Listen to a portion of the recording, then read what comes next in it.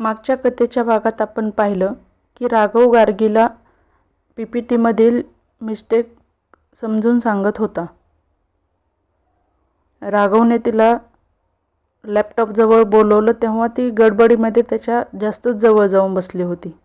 आता पुढे तो मात्र तिला लक्षपूर्वक मिस्टेक सांगत होता. छोट्या छोट्या चुका बघून रागवतही होता. तिने ते सगळं कसंबसं नोट डाऊन करून घेतलं. मिस गार्गी, मीटिंगच्या वेळी कोणतीच चूक नको आहे. जर चूक झाली तर लगेच कंपनीतून बाहेर पडायचं. Got it?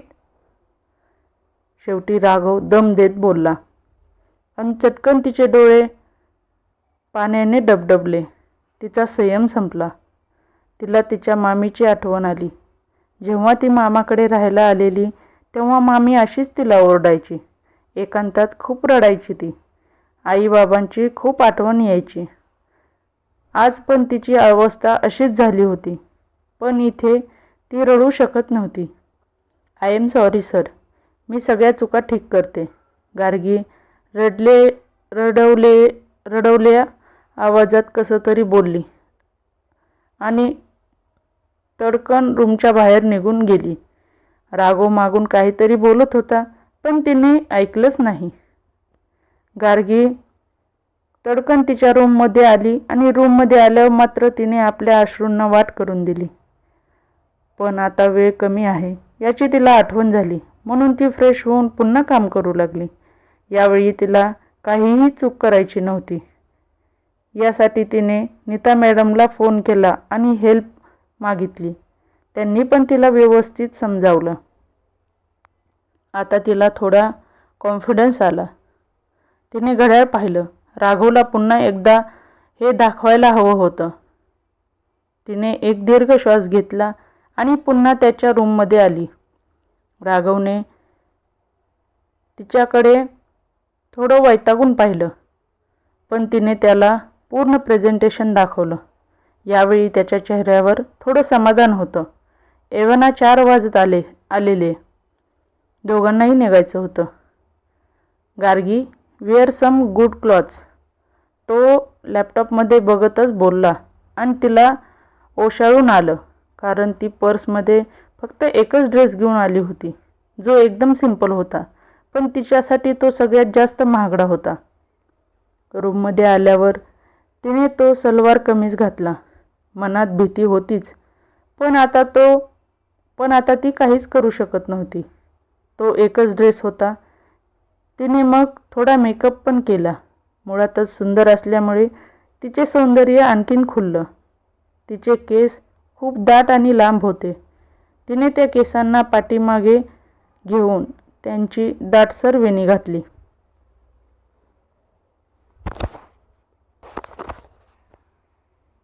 मग मीटिंगचं सामान आणि पर्स घेऊन ती रिसेप्शनजवळ वाट बघत बसली. थोड्याच वेळात राघव येताना दिसला. ती लगेच व्यवस्थित उभी राहिली.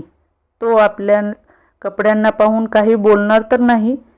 तिला मनातच भीती वाटत होती. त्याने तिथं येताच तिच्याकडे पाहिलं आणि त्याच वेळी तिने पण त्याच्याकडे पाहिलं. का कुणास ठाऊक पण एक वेगळीच भावना मनाला स्पर्श करून गेली. तो आपल्याकडे आज वेगळ्याच नजरेने पाहतोय असं क्षणभर तिला वाटून गेलं. पण तो असं कधीच करणार नाही ही भावना जास्त गडद होती. तिने मनातच स्वतःच्या डोक्यावर टपली मारली आणि त्याच्या मागेमाग गेली. हॉटेलच्या समोरच त्यांची गाडी थांबली होती. राघव आतमध्ये जाऊन बसला. गार्गी पण दुसऱ्या बाजूने आतमध्ये जाऊन बसली. त्यांचं डेस्टिनेशन येईपर्यंत राघव एक शब्द पण बोलला नाही. गार्गीला फारच अवघडल्यासारखं वाटत होतं. शेवटी त्यांचं ठिकाण आलं आणि दोघे पण खाली उतरले. क्लायंटचे लोक अगोदरच येऊन बसले होते. राघव येताच त्यांनी उठून त्याला शेकहँड केलं. Mister Raghav, nice to meet you, त्यातल्या मेन माणसाने ग्रीट केलं. पुढचे 2 तास मीटिंग सुरू होती. राघवने प्रेझेंटेशन खूपच भारी दिलं. गार्गी तर त्याची इंग्लिश बघून जबरदस्त इम्प्रेस झालेली. आणि या मीटिंगमध्ये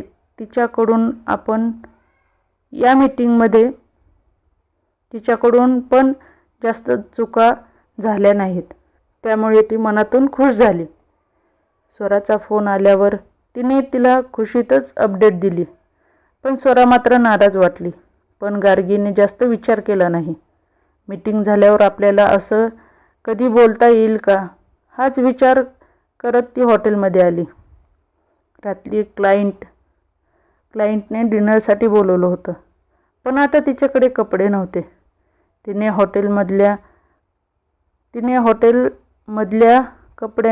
हॉटेलमधल्यांना कपड्यांच्या दुकानाबद्दल विचारलं. जवळच काही दुकानं होती, मॉल पण होता, पण कपडे खूपच महाग होती. आणि आता क्लायंटकडे जायचं म्हणजे चांगली कपडे असावीत, म्हणून तिने बँक अकाउंट चेक केलं. थोडंफार सेव्हिंग होतं, पण ते खर्च करायला तिला जीवावर आलेलं, कारण तिने ते खूप मेहनतीने कमावले होते. खूप हिंमत करून तिने थोड्या महागातल्या 2 कुर्ती आणि लेगिन्स घेतल्या.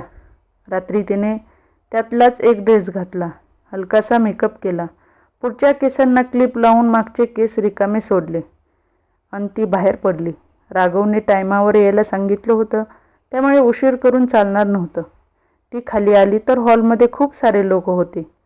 राघवला शोधत होती. तेवढ्यात कोणाचा तरी धक्का तिला लागला. तिने मागे वळून पाहिलं. I am so sorry. धक्का दिलेला माणूस दिलगिरी व्यक्त करत बोलला. It's okay sir. गार्गी हसून बोलली आणि पुन्हा राघवला शोधू लागली. महाराष्ट्रीयन? त्या माणसाच्या आवाजाने ती दबकली. हो. ती त्याच्याकडे थोडं शंकेने बघत बोलली. मी पण महाराष्ट्रीयन आहे. Nice to meet you. एकट्याच आहात का? त्याने हसून विचारलं. नाही, ती बोलली आणि पुन्हा इकडे तिकडे पाहू लागली. तो माणूस अचानक इतकं बोलत होता, ती घाबरून गेली होती. अनोळख्या ठिकाणी अनोळखी लोक, ती भांबावून गेली होती. मग कोण बरोबर आहे? कोणाला शोधत आहात का? त्याने पुन्हा विचारलं. हो, माझे बॉस. ते येतच असतील. गार्गी त्यांना बोलत होती. इफ यू डोंट माइंड, तोपर्यंत मला कंपनी देता का? माझी पण फ्रेंड येणार होती, ती थोडं लेट येते. प्लीज इथंच बसूया या टेबलवर. तो विनवणी करत गार्गीला बोलला. सॉरी, पण ते येतच असतील. मी जाते, गार्गीने त्यांना म्हटलं. अहो, तुम्ही मराठी, मी मराठी म्हणून बोललो. नाहीतर मी पण अनोळखी मुलींशी कशाला बोलेन? तो हसत बोलला. ओके. ती इकडे तिकडे बघत बोलली आणि जाऊन शेजारच्या चेअरवर बसली. मी राकेश. तुम्ही? त्याने हात पुढे केला. गार्गीने त्याच्या हातात हात दिला आणि त्याच वेळी, मिस गार्गी, तुमच्या पर्सनल काम संपलं असेल तर आपण थोडं ऑफिशियल बघूया का? राघवचा आवाज आला आणि जान्हवी घाबरून उठून उभी राहिली. राघव तिच्या समोरच उभा होता. तो कधी आला ते पण तिला कळलं नाही, पण मनात एकदम भीती दाटून आलेली. येस सर, ती बोलली आणि पुन्हा राकेशकडे न बघताच ती राघवकडे जाऊ लागली. तिने जाता जाता एकदा राघवकडे पाहिलं तर तिला त्याच्या डोळ्यात राग दिसत होता. मग ती मान खाली घालून त्याच्यासोबत जाऊन बसली. त्यांच्या टेबलवर त्यांचे क्लायंट अगोदरच येऊन बसले होते. त्यांनी दोघांना ग्रीट केलं. मिस्टर गुप्ता, ये डिनर हमारी तरफ से है, तो आप जो चाहे ऑर्डर कर दीजिए. राघव ने थोड़ा हंसत बोला. जी हम खाने के बड़े शौकीन हैं, आप बेफिक्र रहिए. गुप्ता हसत बोलला आणि त्याने बऱ्याच डिशेस ऑर्डर केल्या. गार्गी राघवच्या एकदम शेजारीच बसलेली. तिला थोडं अवघडल्यासारखं झालेलं. असं बाहेर कोणासोबत खाणं ही तिची पहिलीच वेळ होती. आणि ते हॉटेल इतकं आलिशान होतं की तिथले वेटरसुद्धा तिच्यापेक्षा श्रीमंत वाटत होते. सकाळी तिने रूममध्येच खाल्लं होतं, त्यामुळे काही वाटलं नाही, पण आता तिथं त्यांच्यासोबत खायला तिला लाज वाटू लागली होती. कारण तिला हाताने खायची सवय होती आणि तिथले सगळे काट्या चमच्याने खात होते. ती बावचळून गेली. आपल्याला असं खायला जमेल का? आणि नाही जमलं तर काय करायचं? राघव पुन्हा रागवेल का? तिच्या मनात विचार सुरू होते. तेवढ्यात गुप्तांच्या आवाजाने ती भानावर आली. मिस गार्गी, आप भी कुछ ऑर्डर करो. गुप्ता, हां मैं करती हूँ, गार्गीने बोललं आणि मेनू कार्ड बघू लागली. पण ते बघून तिला जास्तच घाम फुटला, कारण कुठलीच डिश तिच्या ओळखीची वाटत नव्हती आणि प्रत्येक डिशची कॉस्ट तिच्या महिन्याच्या खर्चापेक्षा सुद्धा जास्त होती. तिच्या चेहऱ्यावर 12 वाजले. एवढं महाग काहीतरी ऑर्डर करण्यापेक्षा आपण यात कितीतरी पैसे साठवू, असं तिच्या मनात येऊन गेलं. पण काहीतरी ऑर्डर करायचं होतं म्हणून तिने त्यातली एक डिश मागवली. काही वेळातच जेवण आलं. तिने तिच्या समोरचं ताट पाहिलं आणि तिचा चेहरा पुन्हा पडला. तिने मागवलेली डिश एक चायनीज डिश होती, ज्यामध्ये फक्त एक मोठा पीस होता आणि त्याच्यासोबत 2 कोचीदार लाकडाच्या छोट्या स्टिक होत्या. आता हे कसं खायचं? तिला सगळ्यात मोठा प्रश्न पडला. तिने त्या दोघांकडे पाहिलं. दोघे पण मस्त खात खात गप्पा मारत होते. जान्हवीने आजूबाजूचं निरीक्षण केलं. एका टेबलावर सेम तिच्या डिशसारखीच डिश होती. मग ती चोरून चोरून त्या माणसाला निरखू लागली. तो माणूस दोन्ही स्टिकचा वापर करून व्यवस्थित खात होता. ही आपल्यावर लाईन मारते असं त्याला वाटू नये, ती मनातच बोलली. मिस गार्गी, आप भी स्टार्ट कर लो. मिस्टर गुप्ताच्या आवाजाने गार्गी भानावर आली. गार्गीने घाबरत घाबरत एक स्टिक त्या पीसमध्ये घुसवली, पण ती खूपच बावरलेली होती. सारखं त्या माणसाकडे बघत होती. राघवच्या नजरेतून तिची ही धांदल सुटली नाही. You know mister Gupta, I don't like middle class people. पता नहीं वो अपने आप को समझते क्या है. कुछ आता तो नहीं, लेकिन ईगो बहुत होता है. राघव तिरक्या नजरेने गार्गीकडे पाहत बोलला. गार्गीचं मात्र त्याच्या बोलण्याकडे जास्त लक्ष नव्हतं. ती अजूनही हातातली स्टिक त्या पीसमध्ये घालून त्याला तोडण्याचा प्रयत्न करत होती. ये लोगों को थोड़ी सी भी तकलीफ होती है तो रोने लग जाते हैं. इनको तो कहाँ पे कैसा बिहेव करना है वो भी आता नहीं. राघव पुन्हा बोलला. गार्गीला कळून चुकलं की तो तिचा अपमान करतोय, पण का करतोय हे मात्र कळलं नाही. गुप्ताला मात्र माहीत नव्हतं की ती मिडल क्लासमधली आहे, पण राघवला माहीत होतं. ऐसा कुछ नहीं है मिस्टर राघव. अभी हमारे देश में आधे से ज़्यादा लोग मिडिल क्लास ही है. गुप्ता म्हटले. हाँ, और वही तो प्रॉब्लम है. ये मिडिल क्लास है तो वही रहना चाहते हैं, कुछ नया सीखना ही नहीं है. इनका रहन सहन देखकर तो घिन आ जाती है. और तो और मिडिल क्लास लड़कियां तो किसी अमीर लड़के को फंसा के उससे शादी करके सपने भी देख लेती है. राघव बोलला आणि त्याचे ते शब्द ऐकून तिच्या डोळ्यात टचकन पाणी आलं. ये बात सही है. आजकल लड़कियां पैसा देखकर ही प्यार कर लेती है. गुप्ताने पण दुजोरा दिला. गार्गीची स्टिक वरच्या हात जोरात दाबला गेला आणि त्या स्टिकच्या खाली असणारा पीस जोरात छटकून ताटातून उडून बाहेर डायरेक्ट राघवच्या शर्टवर जाऊन पडला. राघव पटकन उभा राहिला आणि त्याने तो पीस शर्टवरून झटकला. गार्गी प्रचंड घाबरली. Sorry sir. ती लगेच गडबडून उठली. तिने पटकन टिश्यू पेपर हातात घेतला आणि त्याचा शर्ट साफ करू लागली. It's okay. तो तिचं मनगट घट्ट पकडत रागीट आवाजात बोलला. तसं तिने चमकून त्याच्याकडे पाहिलं. त्याची जळजळीत नजर पाहून तिला धडकीच भरली. हातातला टिश्यू पेपर खाली पडला. एक्सक्यूज मी, राघवने तिचा हात सोडला आणि बाथरूमकडे निघून गेला. ती भेदरलेल्या नजरेने त्याला बघत होती. असं नेहमी आपल्याकडूनच का होतं? आता तर आपल्याला खूप ओरडा खावा लागेल. गार्गी निराश होऊन पुन्हा खाली बसली. इट्स ओके, होता है कभी कभी, जल्दबाजी में.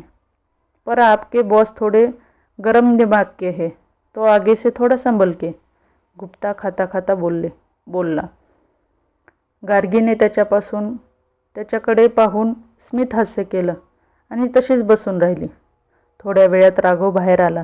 त्याने तिच्याकडे पाहिलं सुद्धा नाही आणि त्याच्या चेअरवर येऊन बसला. मिस गार्गी, आप कुछ ऑर्डर करना चाहेंगे? आपने कुछ खाया ही नहीं, गुप्ता ने म्हटलं. थँक्यू सर, लेकिन अभी मुझे कुछ नहीं चाहिए. गार्गी शक्य तेवढा हसण्याचा प्रयत्न करत बोलली. डिनर झाल्यावर तिने टेबलवर पाहिलं. खूप सारं जेवण तसंच पडलं होतं. तिच्या मनाला दुःख झालं, कारण कितीतरी लोक बाहेर उपाशी असतात आणि इथं इतके सारे अन्न वाया घालवलं जात होतं. जाताना तिचं लक्ष हॉटेलच्या मॅनेजरकडे गेलं आणि तिला काहीतरी सुचलं. त्याच्याकडे गेली. एक्सक्यूज मी सर, गार्गीने हसत त्याला बोलवलं. Yes madam, how can I help you? मॅनेजरने स्मित हास्य करत बोलला. सर, इथं बऱ्याच टेबलवरती हातही न लावलेली अन्न आहे, काही उष्ट आहे. त्याचं तुम्ही काय करता? गार्गीने त्यांना विचारलं. ते आम्ही टाकून देतो, मॅनेजरने बोलला. सर प्लीज, तुम्ही हे अन्न इथूनच जवळ असलेल्या झोपडपट्टीत द्याल का? तिथं खूप सारी मुलं आहेत. तिथं खूप सारी मुलं आहेत ज्यांना अन्न मिळत नाही. मी आजच सकाळी तिथं त्या मुलांना अन्न मागताना पाहिलं होतं, गार्गी विनंती करत बोलली. मॅनेजर थोडं विचारात पडला. ओके, आम्ही देऊ त्यांना, मॅनेजरने म्हटलं. गार्गीला आनंद झाला. थँक्यू सो मच सर, ती आनंदात बोलली. थँक्यू तर तुम्हाला बोलायला हवं. तुम्ही आम्हाला चांगली आयडिया दिली. आतापासून आम्ही अन्न गरिबांनाच देत जाऊ, मॅनेजर हसून बोलला. गार्गीने मनातच देवाचे आभार मानले आणि खुशीत ती रूममध्ये गेली. रात्री रूममध्ये एकटीच बसलेली, दिवसभर सगळं आठवत. राघवसोबत डिनरचं आठवून अजूनही तिला कसं तरी वाटत होतं आणि त्याचवेळी तिचं लक्ष तिच्या हाताकडे गेलं. तिच्या हाताच्या मनगटावर त्याच्या हाताचे हलके लालसर ठसे उमटले होते. तिने त्यावर दुसरा हात हळूवार फिरवला आणि एक वेगळीच भावना तिच्या सर्वांगातून वाहून गेली. आजपर्यंत ही भावना कधीच वाटली नव्हती. ती अचानक जाणवू लागली, पण लगेच ती भानावर आली. आपण जर असा विचार केला तर आज जे राघव सर बोलत होते की मिडल क्लास मुली श्रीमंत मुलांना अडकवतात, ते खरं होईल. नाही, आपण असा विचार कधीच नाही करू शकत आणि त्यांच्या बाबतीत तर मुळीच नाही. आणि तसंही त्यांची गर्लफ्रेंड आहे. तिने मनाला बजावलं आणि विचार झटकवण्याचा प्रयत्न केला. त्यात ती यशस्वी पण झाली. पण आता तिला भुकेची जाणीव झाली. सकाळी खाल्लं होतं तेही टेन्शनमध्ये आणि रात्री तर काही खाताच आलं नव्हतं, त्यामुळे पोटात कावळे ओरडत होते. पण आता सकाळशिवाय तरी खायला मिळणार नाही हे तिला माहीत होतं. तिने एक उसासा सोडला आणि अनुष्काला फोन केला. हाय विभव, व्हॉट्सॲप, चेन्नई क्या बोलती है? आणि तू परत आलीस का? अनुष्काचा आनंदित स्वर ऐकू आला. हाय अनुष्का, अगं मी अजून चेन्नईमध्येच आहे. अगं 3 दिवस इथं थांबायचं आहे, गार्गी निराशपणे बोलली. व्हॉट? अगं पण तू कपडे वगैरे कसं मॅनेज करणार? तुला अगोदर माहिती नव्हतं का? अनुष्काने आश्चर्याने बोलली. माझीच चूक आहे. मी निघताना एकदा मेल चेक करायला हवा होता. जाऊ दे, मी केलं मॅनेज, गार्गीने म्हटलं. जानू, तू निराश आहेस का? अनुष्काने तिला विचारलं. नाही ग, गार्गी. चल झुटी, मी इथं असून पण तुझ्या चेहऱ्यावरची नाराजी पाहू शकते. I am your best friend यार. काय झाले सांग आता, अनुष्का म्हटली. गार्गीने मग इथं आल्यापासूनचं सगळं तिला सांगितलं. साला तो तुझ्याबद्दल असा विचार करतो का? तू मिडल क्लास म्हणून काही पण बोलणार का? भेटू दे त्याला, बघ कसं बदडून काढते, अनुष्का रागात बोलली. आणि गार्गी खुदकन हसली. तुला हसायला काय झाले आता अनुष्का? मी इमॅजिन केलं की तू त्याला बदडते. एका मोठ्या कंपनीच्या CEO ला तू काठी घेऊन बदडते. गार्गी हसत बोलली. मग काय, बदडेनच त्याला. माझ्या जानूला त्रास देतो काय? अनुष्का नाटकीपणे बोलली. गार्गी जास्तच हसू लागली. तितक्यात रूमचा दरवाजा वाजला. अनुष्का, मी नंतर फोन करते, कोणीतरी आलंय बहुतेक, गार्गी बेडवरून उठत बोलली. ए बेबो, त्या हॉलमधून बघ अगोदर कोण आले. एकटीच आहेस तिथं, अनुष्काने काळजीने बोलली. हो ग बाई, ठेव आता, गार्गी म्हटली तिला. उद्या सगळ्यात पहिला कॉल माझाच असेल, मस्त झोप काढ, अनुष्का बोलली आणि फोन ठेवून दिला. गार्गीने दरवाजा उघडला. समोर वेटर होता. जेवण घेऊन उभा होता. तिला आश्चर्य वाटलं. या हॉटेलवाल्यांना कसं कळलं की आपल्याला भूक लागली आहे? कोणी सांगितलं? राघवने? नो, शक्यच नाही. जाऊ दे, जेवण आले आणि सध्या आपल्याला खूप भूक लागली आहे. तिला जेवण पाहून खूप आनंद झालेला. तिने लगेच जेवण आतमध्ये घेतलं. जेवण फुल महाराष्ट्रीयन होतं. तिला दुसरा धक्का बसला. तिने पटापट खायला सुरुवात केली. हुश, आत्मा तृप्त झाला. शेवटी आपले जेवण असतं. बाहेरचं कितीही खा, पोट भरतं ते आपल्याच जेवणाने. तिनं खाऊन मस्त ताणून दिली.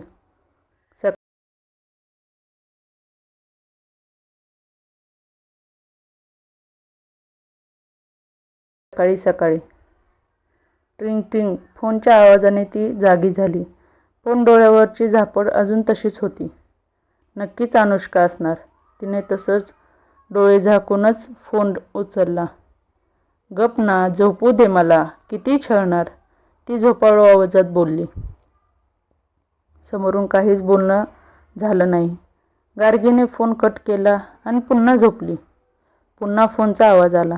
तिने वैतागून पुन्हा फोन रिसीव्ह केला.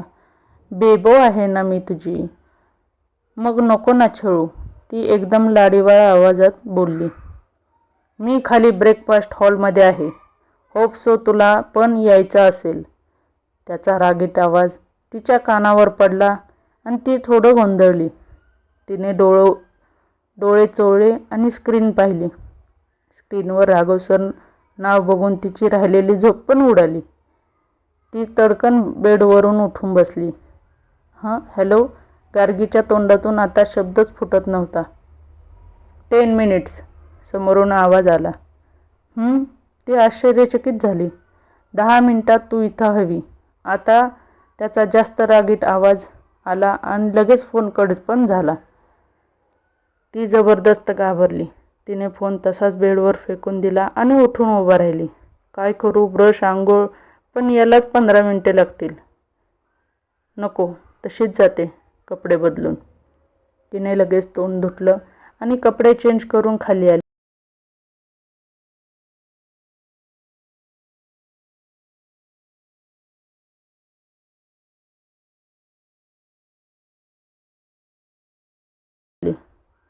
क्षणाला ती घड्याळ बघत होती.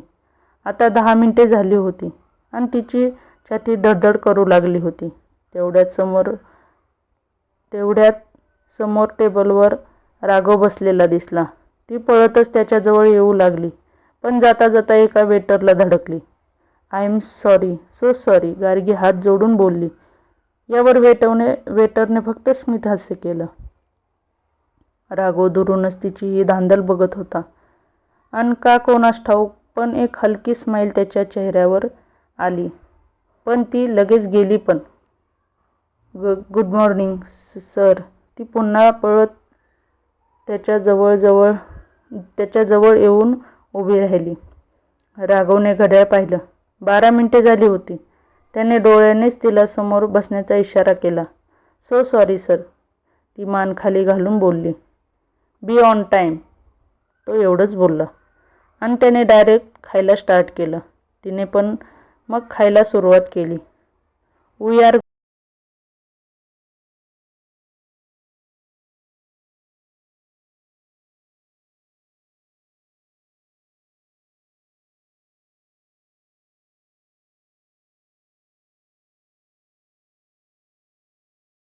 Going out. ब्रेकफास्ट होत आल्यावर राघव बोलला. तिला विचारायचं होतं की कुठे आणि कशासाठी जायचं आहे, कारण आजचं शेड्यूल तिला माहिती नव्हतं. पण तिची हिंमत झाली नाही. ती त्याच्या मागे हॉटेल बाहेर गेली. बाहेर त्यांच्यासाठी एक गाडी येऊन थांबली. दोघे पण त्या गाडीत येऊन बसले. आपण कुठं जातोय, तिने थोडी हिंमत करून विचारलं. मॉल, तो फोनमध्ये बघत बोलला. मॉलमध्ये कशासाठी, तिने गोंधळून विचारलं. डोंट आस्क मी, तिथं गेल्यावर माहिती पडेल, तो त्रासून बोलला. थोड्याच वेळात त्यांची गाडी एका मोठ्या मॉलजवळ येऊन थांबली. दोघे पण उतरले आणि मॉलमध्ये आले. राघव तिला कपड्यांच्या सेक्शनमध्ये घेऊन आला. गार्गी फिरता फिरता फक्त कपडे बघत होती. खूपच आकर्षक कपडे होते, पण थोडे मॉडर्न होते आणि किंमत पण खूपच जास्त होती. या कथेचा पुढचा भाग लवकरच आपल्या चॅनलवर उपलब्ध होईल. आजचा भाग कसा वाटला ती कमेंट करून नक्की सांगा. Please like, share and subscribe. भेटूया पुढच्या भागात. थँक्यू.